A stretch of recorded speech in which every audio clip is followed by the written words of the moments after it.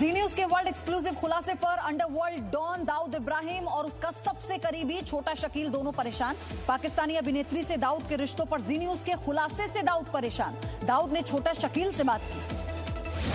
कराची में घर की तस्वीरें, पासपोर्ट, बैंक अकाउंट्स की डिटेल्स दिखाए जाने से दाऊद उतना परेशान नहीं है जितना इस बात से परेशान है कि जी न्यूज ने पाकिस्तानी अभिनेत्री महविश हयात से उसके रिश्तों का खुलासा कैसे कर दिया। दाऊद इब्राहिम ने इसकी जांच शुरू कर दी है कि महविश और उसके रिश्तों की बात आखिर कैसे बाहर आई। भारत के मोस्ट वांटेड दाऊद इब्राहिम पर जी न्यूज के वर्ल्ड एक्सक्लूसिव खुलासे की पूर्व उपसेना प्रमुख गुरमीत सिंह ने तारीफ की। पूर्व उपसेना प्रमुख ने कहा कि इससे सुरक्षा एजेंसियों को दाऊद के खिलाफ कार्रवाई में बड़ी मदद मिलेगी। दाऊद इब्राहिम पर जी न्यूज के खुलासे के बाद देश भर से दाऊद को पाकिस्तान से भारत जिंदा या मुर्दा लाने की मांग उठी। केंद्रीय मंत्री रामदास अठावले ने कहा कि दाऊद इब्राहिम को भारत लाना चाहिए और सरकार पाकिस्तान से दाऊद के बारे में जानकारी मांगे।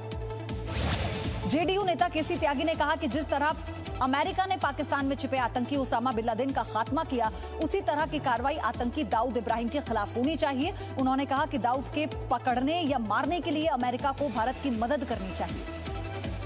पुलवामा आतंकी हमले के 18 महीने बाद एनआईए ने जम्मू की विशेष अदालत में 15,000 पन्नों की चार्जशीट दायर की। चार्जशीट में जैसे मोहम्मद के चीफ मसूद अजहर सहित 19 आतंकियों के नाम। चार्जशीट में मसूद अजहर के साथ उसके 2 रिश्तेदार अब्दुल रऊफ और अम्मार अलवी को मुख्य साजिशकर्ता बताया गया।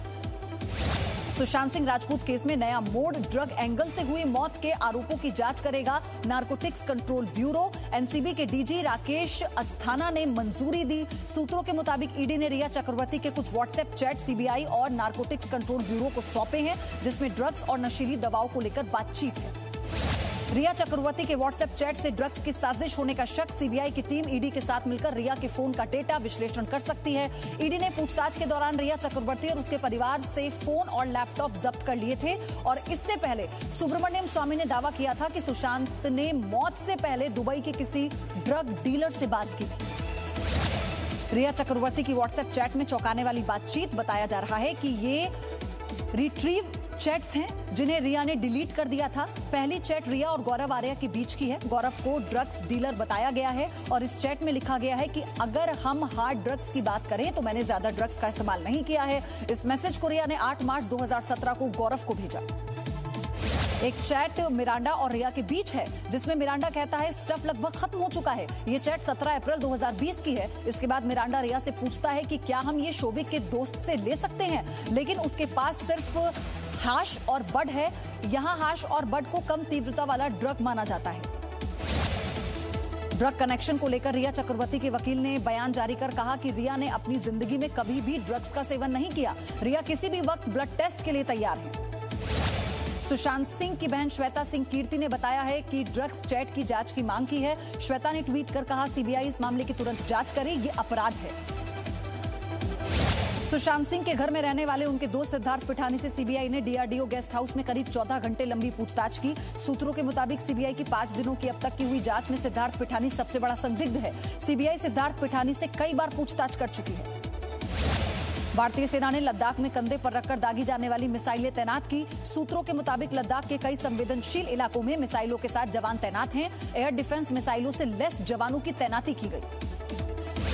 कांग्रेस की अंतरिम अध्यक्ष सोनिया गांधी आज कांग्रेस शासित प्रदेशों के मुख्यमंत्रियों के साथ बैठक करेंगी। ऑनलाइन बैठक में पश्चिम बंगाल की मुख्यमंत्री ममता बनर्जी, झारखंड के सीएम हेमंत सोरेन और महाराष्ट्र के सीएम उद्धव ठाकरे होंगे। बैठक में राज्यों का बकाया जीएसटी, नीट और जेईई परीक्षा के मुद्दे पर चर्चा होगी। कांग्रेस से बीजेपी में गए राज्यसभा सांसद ज्योतिरादित्य सिंधिया पहली बार नागपुर में आरएसएस मुख्यालय पहुंचे।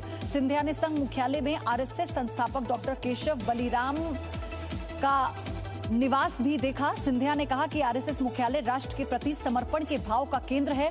यहां राष्ट्र के प्रति समर्पण की प्रेरणा और ऊर्जा मिलती है। कांग्रेस नेतृत्व बदलाव की मांग वाली चिट्ठी पर पार्टी के वरिष्ठ नेता आनंद शर्मा और कपिल सिब्बल ने ट्वीट किया। आनंद शर्मा ने लिखा, ईमानदारी से सुझाव देने का मतलब पार्टी से मतभेद नहीं है। काश सभी साथियों ने इसे पढ़ा होता। कपिल सिब्बल ने लिखा कि ये किसी पद की बात नहीं है, ये मेरे देश की बात है जो सबसे ज्यादा जरूरी है। नीट और जेईई मेन परीक्षाएं नहीं टलेंगी। नेशनल टेस्टिंग एजेंसी ने सितंबर में होने वाली परीक्षाओं से संबंधित दिशा निर्देश जारी किए। एनटीए ने कहा कि तय तारीख पर ही परीक्षाएं होंगी। हर उम्मीदवार के एडमिट कार्ड पर सोशल डिस्टेंसिंग के लिए निर्देश दिए जाएंगे। उम्मीदवारों को प्रवेश के समय थर्मल स्क्रीनिंग से गुजरना पड़ेगा। कोविड-19 का टेस्ट भी होगा। नीट और जेईई की परीक्षाएं टालने को लेकर पश्चिम बंगाल की मुख्यमंत्री ममता बनर्जी ने प्रधानमंत्री मोदी को फिर से चिट्ठी लिखी है और मामले में हस्तक्षेप करने को कहा है। एआईएमआईएम अध्यक्ष असदुद्दीन ओवैसी ने भी कहा कि कोरोना संकट के कारण परीक्षा की तारीख आगे बढ़ाई जाए। बहुजन समाज पार्टी की अध्यक्ष मायावती ने कहा कि जरूरी प्रोटोकॉल के साथ परीक्षा कराएं। संसद का मॉनसून सत्र 14 सितंबर से शुरू हो सकता है। सूत्रों के अनुसार संसदीय मामलों की कैबिनेट समिति ने सिफारिश की है कि 14 सितंबर से 1 अक्टूबर तक मॉनसून सत्र चलाया जाएगा। संसद की कार्यवाही बिना किसी छुट्टी के रोजाना चलेगी। एक सदन की कार्यवाही सुबह की पारी में चलेगी तो दूसरी शाम की पारी में होगी। बीती रात मुंबई के वर्ली में एक इमारत की 10वीं मंजिल के एक घर के किचन में आग लग गई। घटना की सूचना मिलते ही मुंबई फायर ब्रिगेड की टीम और मुंबई पुलिस के जवान मौके पर पहुंचे। 1 घंटे की कड़ी मेहनत के बाद फायर ब्रिगेड की आधा दर्जन गाड़ियों ने आग पर काबू पाया। मध्य प्रदेश के देवास में मंगलवार शाम 2 मंजिला मकान अचानक से ढह गया। इसके मलबे में अभी तक 8 लोगों को बाहर निकाला जा चुका है। राहत और बचाव कार्य के लिए भोपाल से एनडीआरएफ की टीम को बुलाया गया। सुप्रीम कोर्ट की आपराधिक अवमानना केस के दोषी वकील प्रशांत भूषण की सजा पर सुप्रीम कोर्ट ने फैसला सुरक्षित रखा। सुप्रीम कोर्ट ने कहा कि प्रशांत भूषण को माफी मांगने का मौका दिया गया था, लेकिन गलती हमेशा गलती होती है और ये बात व्यक्ति को खुद ही महसूस करनी चाहिए। भड़काऊ भाषण और दिल्ली दंगों के आरोपी शर्जील इमाम को स्पेशल सेल ने यूएपीए की धारा लगाकर गिरफ्तार किया। शर्जील इमाम असम की जेल में था, जिसे लेकर दिल्ली पुलिस दिल्ली लेकर आई है। फेसबुक के खिलाफ दिल्ली विधानसभा की कमेटी ने शुरू कर दी है सुनवाई। 3 गवाहों ने कमेटी के सामने बयान दर्ज कराए। कमेटी के अध्यक्ष राघव चड्ढा ने कहा, फेसबुक निष्पक्ष नहीं, राजनीतिक दलों से साठगांठ है। उन्होंने कहा, फेसबुक के अधिकारियों को कमेटी के सामने उपस्थित होने के लिए बुलाया जाएगा।